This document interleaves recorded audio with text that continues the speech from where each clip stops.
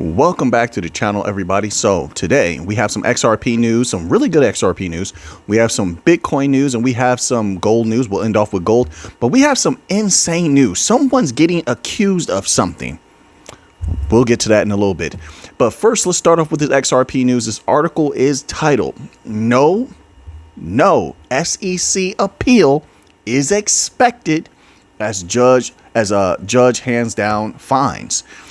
We'll read this little tidbit here. It says, while the SEC has yet to officially throw in the towel, the prevailing wisdom among legal experts suggests the agency is unlikely to appeal. Now, do your own research on this, of course. This is someone's opinion, apparently a bunch of legal people's opinions. I have read a bevy of articles where so-called legal experts are saying that they don't believe the SEC will appeal. I understand the reasonings as well. Some of the reasons are, well, one of the big reasons are they don't want to rub people. The SEC right now does not want to rub people the wrong way going into an election season. They don't. And right now, while you have political candidates, I saw some of this in some of the crypto articles and such as I'm doing my research. You have political candidates on both sides trying to get close with the crypto community, trying to get some votes from the crypto community. They can't right now politically. It would be very detrimental for them to appeal and rub the crypto community the wrong way. I mean, who takes the blame for that, right? So they may not appeal just because of that, right? There's a lot going on right now, but this all plays in our favor, very much so. So if they're not going to appeal, if that is real, and once again, no one has a crystal ball. No one knows what the SEC is really going to do. But if they don't appeal, we are unleashed, period. Just like the title of the video I released before. I thought that was a pretty good title. I thought so. But yeah, we will be unleashed. But we will see.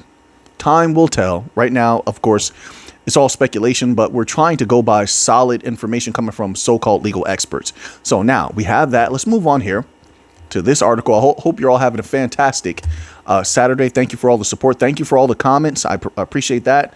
The people who comment daily, I really appreciate that. Thank you to the members only section. Then we have this article here. Very good stuff. This article is titled, Ripple's XRP ledger might be the hottest thing in crypto right now. Now, I was saying something similar to this. And it's all about how much has been going on. Remember, I was talking about that. They got the stable coin releasing. They have the T-bills coming out. You have them trying to Ripple with whatever systems they have, trying to integrate all of the more advanced features of the XRPL. We were just talking about this. And now you have this article pretty much saying the same thing that we were discussing on the channel here, which reinforces that it's not about XRP being the hottest thing. That's one way you could say it. They're literally out front. They're the best of the best. They're pushing the hardest, right? Which is going to pay off in the end. And of course, you've had David Schwartz speak on this. They actually provide a little tweet they cropped here. And David Schwartz says, as you'll see in our latest blog post, Ripple is focusing on how to integrate more of the XRPL's technically and financially sophisticated features, which tells the people what? That's an indicator that it's go time. It's playtime, folks. It says bringing the benefits of DeFi to our customers globally. We covered a little bit of that. Yeah, so I guess in the way of saying that the XRPL is the hottest right now. Yeah, saying they're on fire. If we're talking about activity, sure. But I'll tell you this, once again, a lot of the top cryptos across the board are working hard. You see Cardano working hard, Charles Hoskinson over there working hard. You see Hedera's working really hard. VeChain, they're always continuously doing something. Quant has been hard at work. XRP, Ripple, SBI, Volante Tech have been hard at work. These top utility coin companies have been doing a good job, in my humble opinion. And of course, Zenfin never sleeps. They're always doing something. They're just keep quiet about it.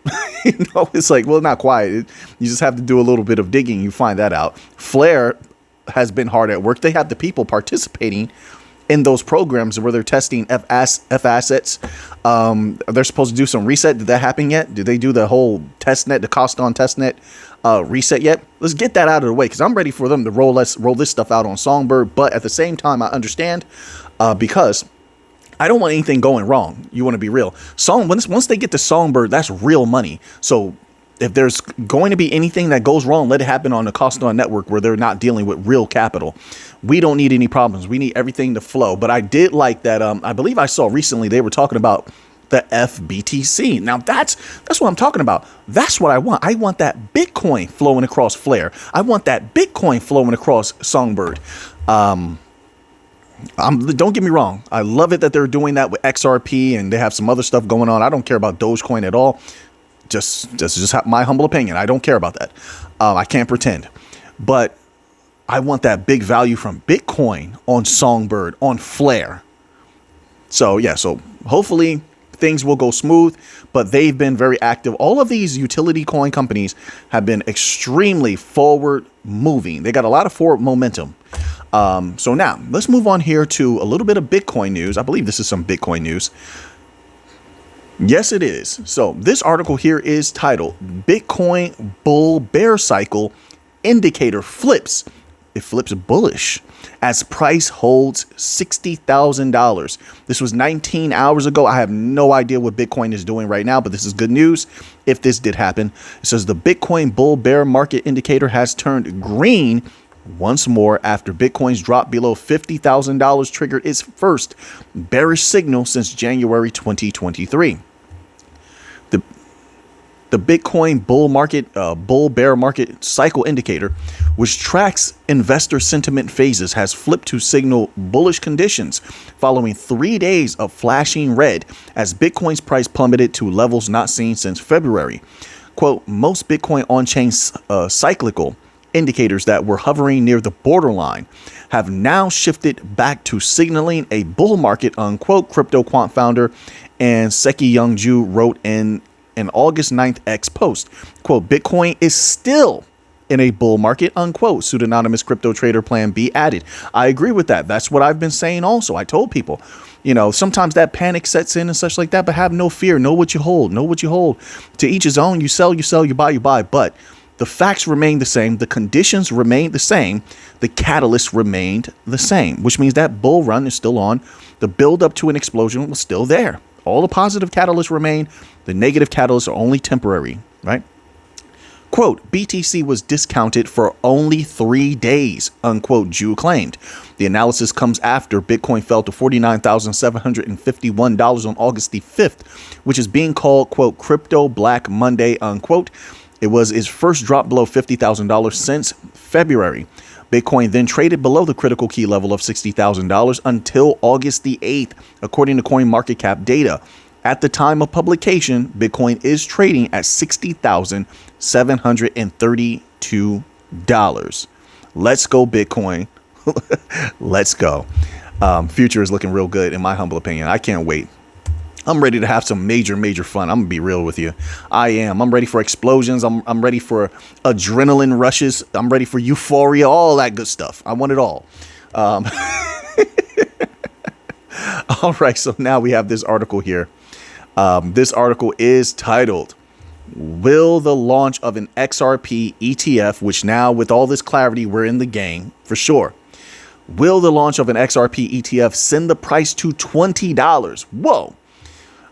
I love these type of articles, but I personally, I like to take things one step at a time. Let's break $1, then let's break $2. There's going to be a hell of a lot of volatility there. My apologies for the verbiage, the language, pardon my language, but there's going to be a hell of a lot of volatility there for sure. People are going to take a lot of profit, a lot. Then let's look at that $2 to $5 range there. Like, break through there, go through all that turmoil. And then we move on from there. I take things one step at a time. But it is fun to look at these leaps. It says, following the launch of spot Bitcoin ETFs, Bitcoin experienced a dramatic price surge to new all-time high. It took some time. A lot of people were complaining. Don't forget that. ETFs take time to kick in. I said that before.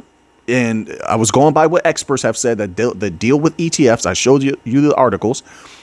And people were complaining. Oh, nothing's happening. And then there was a little bit of lag. And then, boom. That's how it went. All right. So it's not like they just got an ETF and it was just boom. It didn't happen that way. Not from what I remember. No. All right. So I would expect the same with XRP. If XRP does get an ETF, expect a little bit of lag. And then later on, As institutions become involved, then the price may start to go up. How high? I don't know. This begs the question of whether the potential launch of an XRP ETF could drive the price of the cryptocurrency to a $20 all-time high. Could? I don't know if the ETF would do that. $20? I don't think $20 is out of the question in the future, some point in the future. I have no timeline for it. I don't think that's out of question for XRP in the future, $20. I don't think that's an insane price, although people have told me, yes, that's an insane price to them, that to each his own. I think announcements, I think partnerships, I think B2B transactions, high volume. I think that could push XRP's price very, very high. But ETF alone, I don't know. I don't know about an ETF alone doing that. But the conditions are right as far as Bitcoin could go off around the same time that an ETF could be launched, or not even at the same time, but those are both really solid catalysts. Then if Ripple starts Ripple or SBI or Volante Tech starts releasing announcements about banks or big businesses using XRP or the XRPL, that also is a huge catalyst. So you have three big things that can happen within the span of a year. And if they do, sure, then the conditions are there for XRP to rise dramatically if those things happen. Not financial advice, of course. It says here and then they go into a little bit about the legal battle with the SEC. So my apology, I do it like this.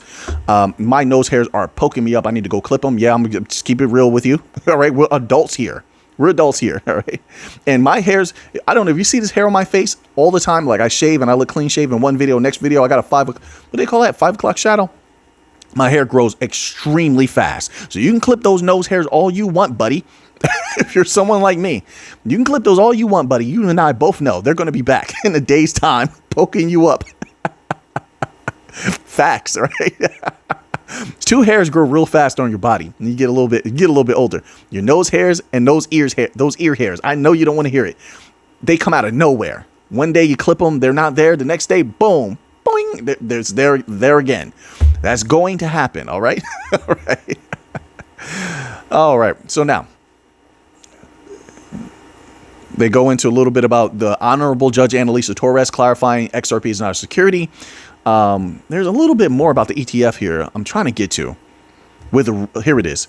With Ripple's regulatory status now solved, it could pave the way for an XRP ETF.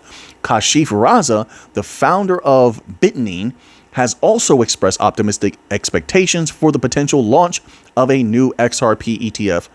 Launch of new XRP ETF filings. In an X post, Raza disclosed that while XRP sales to institutional investors were in violation of securities laws, remember they can use XRP, they just can't sell XRP. And institutions have a relationship with Uphold. They can go through Uphold and get their XRP. They can go through Uphold, get some XRP, keep it in a closed ecosystem so it's just in constant flow and use it that way. Now imagine if all of these different banks and companies actually had closed ecosystems where they take XRP off the market so it's not in circulation anymore, it's not available to retail anymore, and they keep it in a closed ecosystem. What does that do to the XRP price? What does that do to the rarity of XRP if it becomes rare because companies scoop it up? That is a possibility. It's not saying that's going to happen. That's a possibility. You know, I think a lot of people don't like to discuss possibilities, and I think that's the wrong way to take, in my humble opinion. My way is I consider the possibilities. I look at these here, so there's no surprises to me, and then I have them sort of ranked. Which ones are more likely to happen? Which ones are least likely to happen? But how can you know for more solidly for yourself if you don't consider all the information that's factually at hand? All right, so now we'll see if the ETF pops off or not, if it happens or not. It will be a positive thing for sure. It's not what I rely on at all. I'm waiting for bank announcements. I'm here for that bank money. If I didn't make that clear, bank money, right? I'm here to listen. I've gotten a taste of those big companies' monies before. We've taken a lot of money from these big companies before in crypto in the beginning, as well as the stock market. And I'm telling you, that's what I'm here for. I want more of it. When it happens, it goes boom. If you get in right, you get in low. Those particular things have explosiveness that is delicious. It is. And it's not risky like meme coins. So I know somebody out there is going to be like, but meme coins, like, you don't. I'm not going to go there. So now let's move on here. Oh, here we go, folks. Here we go. Check this out. Lend your ear to this. This article is titled Wells Fargo, Morgan Stanley, Bank of America accused of cheating customers out of billions of dollars in interest payments. What? If you don't think this is going to spark more distrust in the banking system, more deposit flight, I don't know what to tell you. These companies have been getting in big trouble this year. Yes or no? I think the answer is yes. And this is good for us. They're very lucky that the fintechs, the DLT, non-banking financial institutions don't want to outright compete with them, because we would absolutely dominate them, in my humble opinion. With the clarity that we have now, we could dominate them with personal wallets and stuff. They can't beat us at anything. And a lot of retail, a lot of regular people are becoming are rapidly growing their distaste for the legacy financial system. It's done them wrong, and they know it. Let's read this little tidbit here. Wells Fargo, Morgan Stanley, and Bank of America are among a group of Wall Street banks accused of bilking customers. That's an interesting word. Bilking customers. I'm sorry, that sounds funny. Hey, it sounds like something else. You know what I'm talking about? Bilking. It sounds like milking. Hey, be mature. Be mature. We're supposed to be professional here, even though this is YouTube. Bilking. Just imagine if they actually messed up and they actually said that, accused of milking customers.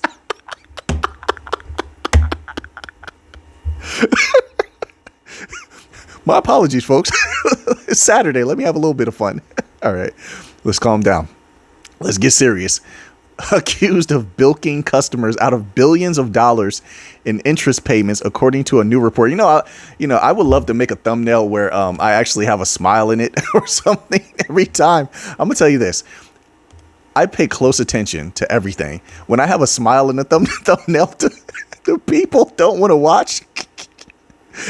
When I have a smile in the thumbnail, those videos do not do well. Like maybe once in a while, but and I could be having fun in that video, but the thumbnail has to be like this. And you better not have that mouth open, or not. You can't do any of that YouTuber stuff. Nope. Something like that. And then I don't know if it's the algorithm or the people. I can't tell. YouTube's algorithm is so dominant. I can't tell when the algorithm is doing something or when the people are doing something. So now it begins here. The U.S. Securities and Exchange Commission is probing the banks to determine whether they purposefully directed clients toward, quote, cash sweep, unquote, accounts that pay little to no interest, reports the Financial Times. That's unbelievable. Now, when crypto goes mainstream, what do you think they're going to choose? You think they're going to hold their money in a bank account or any type of bank account that's paying little to no yield at all, interest at all? Or do you think they're going to hold that capital in money market funds, highly liquid money market funds that give you pretty good interest, annual percentage yield, etc.? Or something like Solana, where you could stake it and you're getting pretty delicious yield as well. These banks can't compete with money market funds or crypto staking or delegation. They can't on any level. And this just proves it. Cash sweep accounts are designed to shift idle cash into investment vehicles that earn interest. Wow. And that's what they were taking from the people, huh? And all three banks are already facing proposed class action lawsuits alleging they prioritize their own profits. You thought they were going to do different? They're businesses. You don't trust a business that's all about money. You just don't. I'm telling you, they're out for themselves mostly. And if things get tough, they're going to look out for themselves and they'll just fight you later. If you want this, they think like this. If you want this, you're going to have to come take it. And they have big money to fight you in court. So sometimes they don't fear that. This is just from my experience. It says prioritize their own profits by placing clients' funds in low interest options without proper disclosure. The revelations have emerged from new quarterly filings with the SEC. In those filings, Wells Fargo says it's in, quote, resolution talks, unquote, with the agency over the issue. Morgan Stanley, so they admitted to it?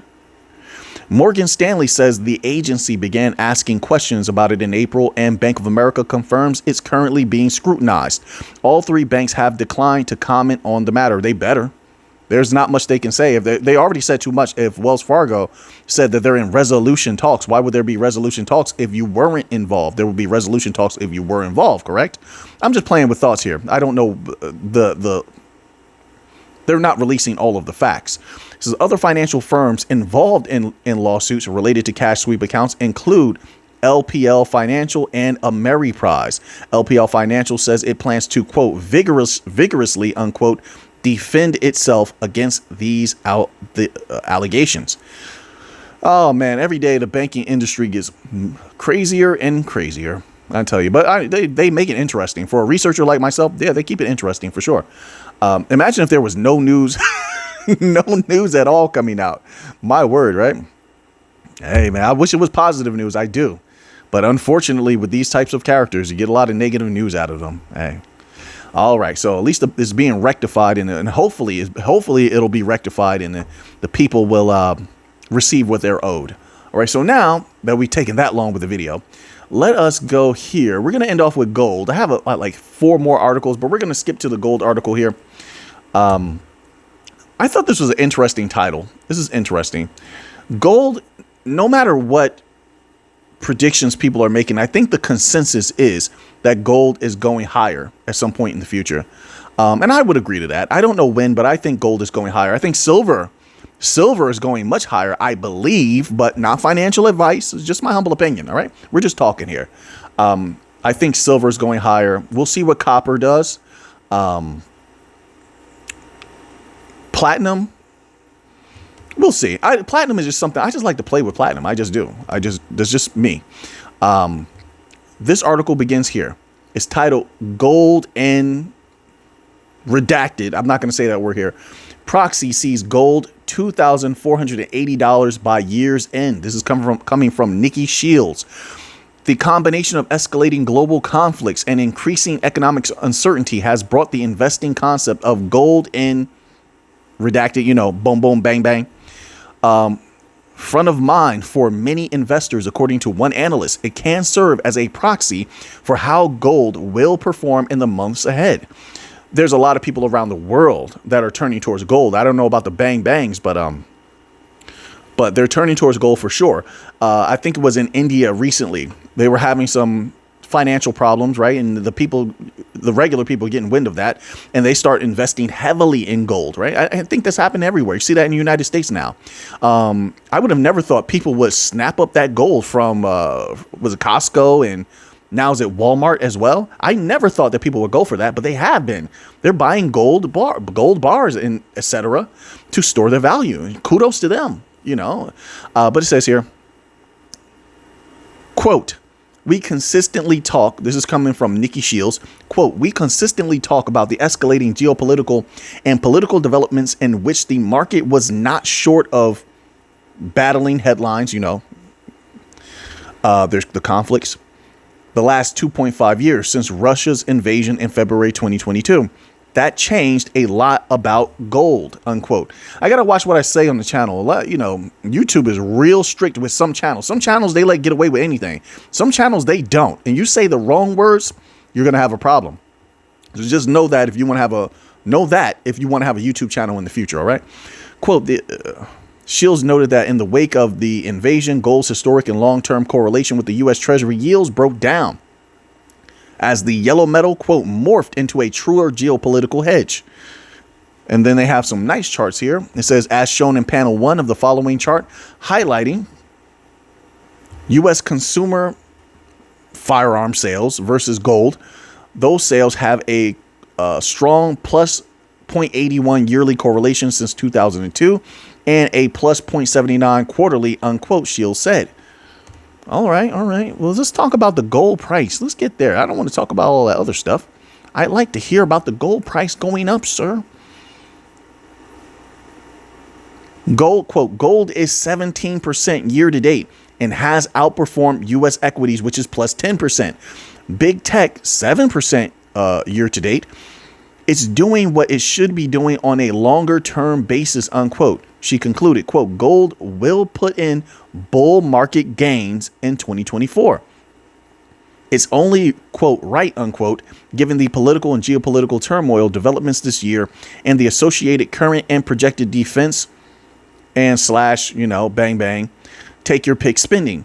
That implies another stab through double top all-time highs around $2,480 by year end. I guess the association there, the correlation there is just that it's a little bit intense. And when things get intense, people run to gold. They run to gold in the other thing. I suppose that's what they're trying to say. So if one goes up in sales or percentage, then the other one goes up. I suppose that's what they're alluding to. I just want to know about gold, and I just want gold to go up as high as it possibly can because I like gold. So anyway, now that you have that information, what are you going to do with it? I know what I'm going to do with it. So until next time, everybody, let's get to the money.